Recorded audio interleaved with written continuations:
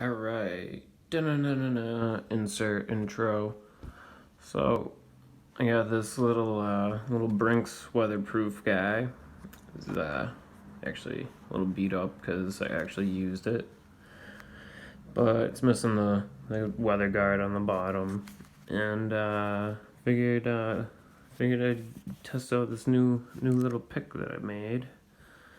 Made them out of some ruler. Well, I'm gonna have to make a little handle for them eventually, maybe.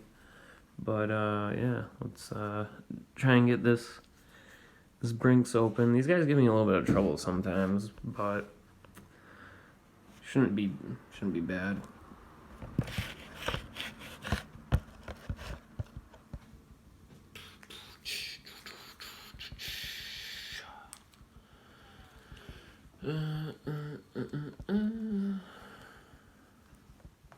This little test,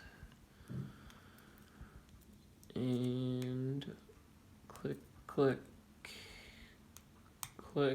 fall set,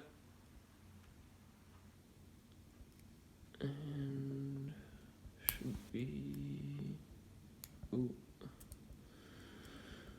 loose on. Boom, got him open.